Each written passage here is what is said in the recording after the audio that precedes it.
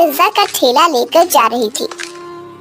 ले लो, गरम पिज्जा ले लो, वेज पिज्जा, चीज पिज्जा ले लो।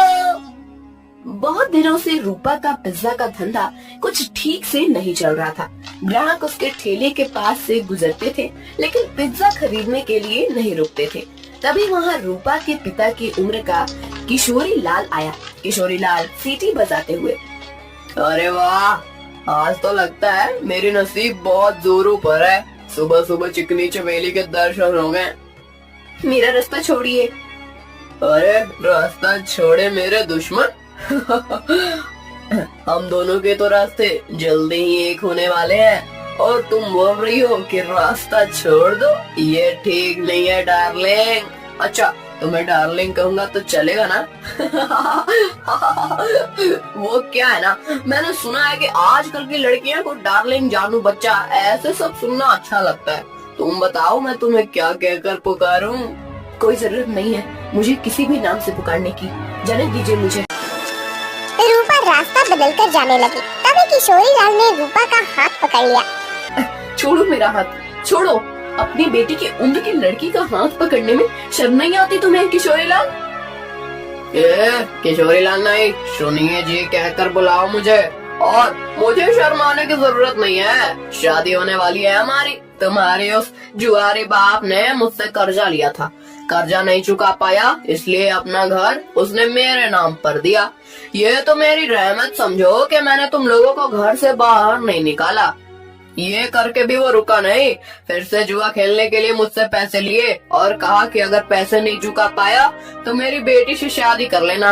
अब एक तो तुम्हारे बाप को कहो कि मेरे पैसे लौटाए, नहीं तो तुम मुझसे शादी करने के लिए तैयार हो जाओ। हाँ। रूपा मायूस होकर घर चली आई। उसने अपनी माँ भारती को रोते हुए सब बात बता दी।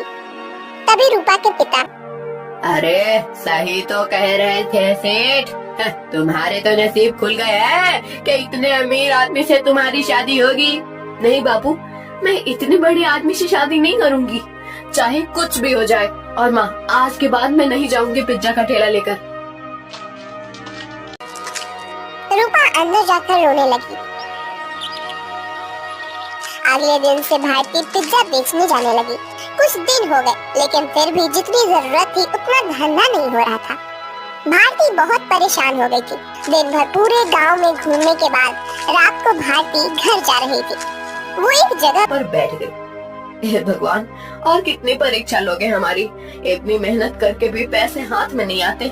पति है जिसे जुआ खेलने से फुर्सत नहीं मिलती। एक लौती बेटी है, इतनी रूपवती है, लेकिन उसके पीछे वो किशोरी लाल पड़ा है।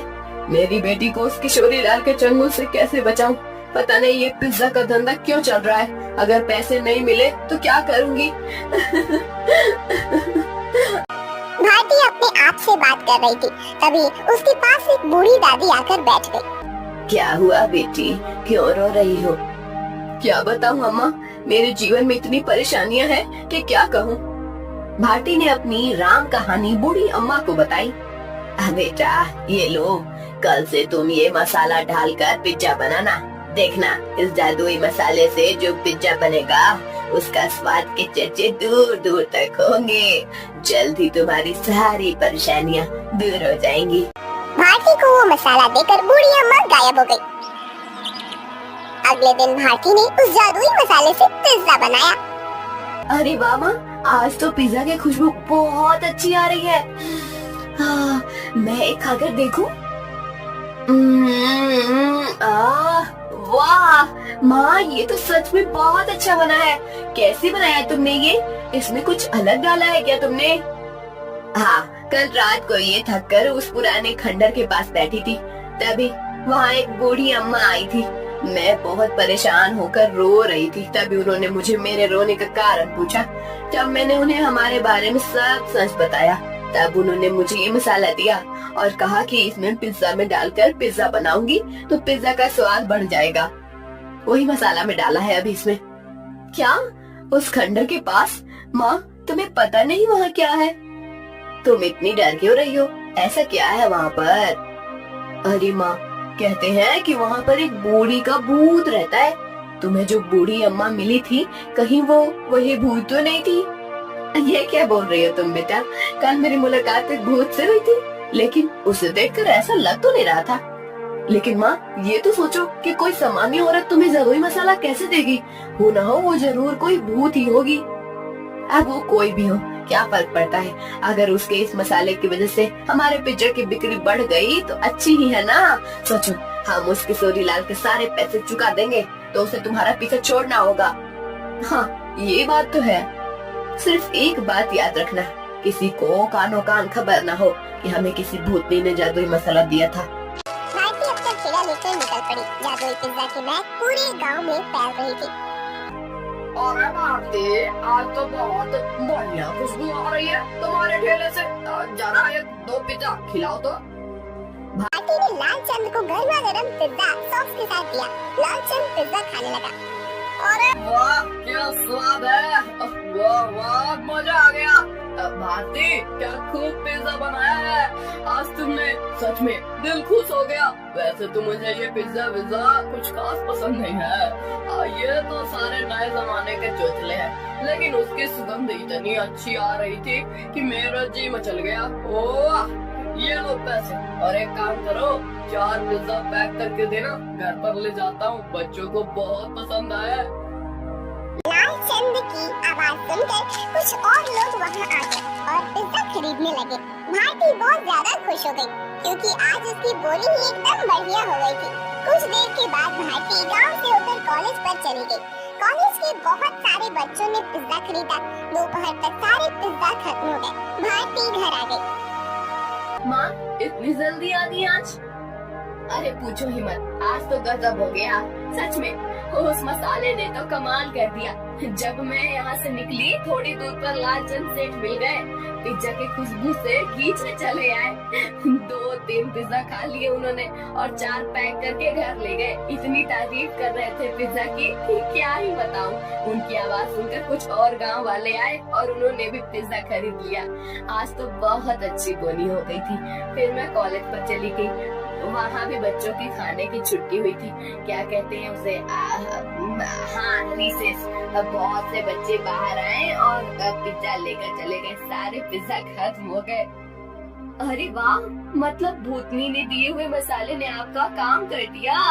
माँ, अगर रोज ऐसे ही पिज्जा की बिक्री होने लगी तो बहुत जल्द हम सारा कर्जा चुका देंगे। हाँ बेटा, ऐसा ही होगा। एक दिन रूपा, मैं सोच रही हूँ कि मैं दोपहर को घर आ जाती हूँ। बाद में पूरा टाइम मैं खाली बैठ रहती हूँ, तो क्यों ना शाम के समय भी पिज्जा का ठेला लगाना शुरू कर दूँ। लेकिन माँ, तुम कितना काम करती हो? शाम को भी काम करोगी तो थक नहीं जाओगी? थक तो जाऊंगी, लेकिन सोचो, मुनाफा भी तो दुगना हो जाएगा। अगले दिन से भारती शाम के समय भी जादुई पिज्जा का ठेला लगाने लगी। उसे दुगना मुनाफा होने लगा।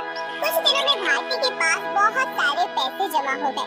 एक दिन वो कर्ज के सारे पैसे लेकर किशोरी लाल के कोठी पर चली गई। आओ भारती, आज सुबह सुबह मेरी कोठी पर। लगता है शादी की बात करने आई हो। किशोरी लाल, मैं पागल नहीं हूँ जो मेरी रूपवती बेटी का हाथ उसके बाप की उम्र के आदमी के हाथ में दे दूँ।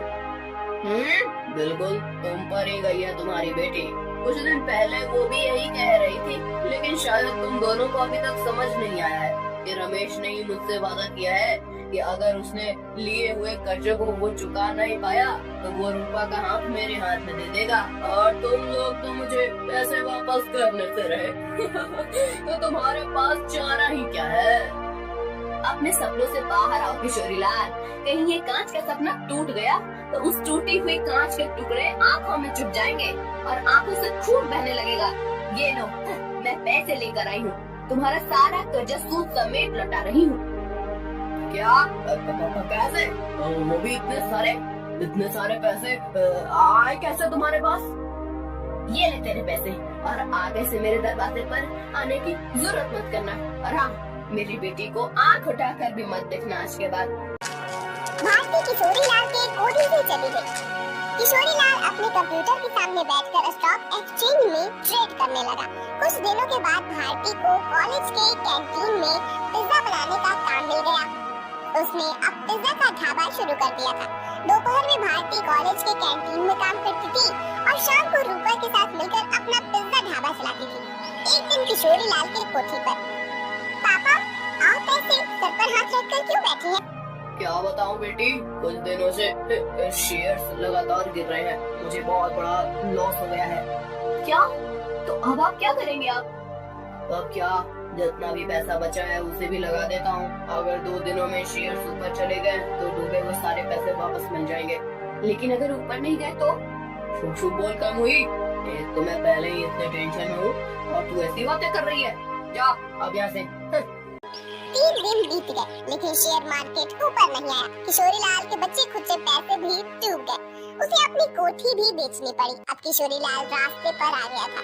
किशोरी लाल को लॉस से इतना धक्का लगा कि उसकी हालत बहुत खराब हो गई और उसने बिस्तर पकड़ लिया। घर की जिम्मेदारी अब शीतल पर आ गई। गांव में ही एक छोटे से टूटे फूटे घर में दोनों रहने लगे। 3 महीने के बाद, पापा ये लीजिए दवाई पी लीजिए। बेटा दवाई के लिए पैसे कहाँ से आए तुम्हारे पास? पापा मैं एक जगह करती हूँ, उससे जो पैसे आते हैं उससे मैं दवाई लेकर आई हूँ। और पापा मैंने इस घर का किराया भी दे दिया है और खाने के लिए राशन भी भर दिया है। अब आप सो जाइए, मुझे काम पर जाना है। ये सब उस भारती की वजह से हुआ है। जिस दिन से वो आकर मुझे खरी खोटी सुना कर गई, उसकी बेटी भी हाथ से चली गई। मैं छोड़ूंगा नहीं उस भारती को। पापा आप तो समझिए, इसमें भारती चाची की कोई गलती नहीं है। रूपा मेरी उम्र की है, उसके साथ शादी की बात करने के बारे में सोचते हुए आपको ही शर्म आनी चाहिए थी। कौन सी माँ चाहेगी कि उसकी बेटी की शादी ऐसे आदमी से हो? मुझे बहुत दया आ रही है उन पर। दया तो उन्होंने हम पर दिखाई है पापा। मैंने आज तक आपको बताया नहीं, लेकिन हमारा घर जो चल रहा है ना, वो उनकी वजह से है। मैं भारती चाची के ढाबे पर ही काम करती हूँ। क्या सच? हाँ पापा, आपने उनके साथ इतना बुरा किया, उनका घर ले लिया, फिर भी उन्होंने हमारे बुरे वक्त में हमें सहारा दिया है। किशोरी लाल शीतल की बात सुनकर हक्का बक्का रह गया। उसने भारती को घर बुलाकर माफी मांगी। रूपा से बदतमीजी करने के लिए रूपा से भी माफी मांगी। शीतल भारती के साथ काम करते हुए पैसे कमाने लगी और धीरे धीरे उनकी भी जिंदगी सुधर गई।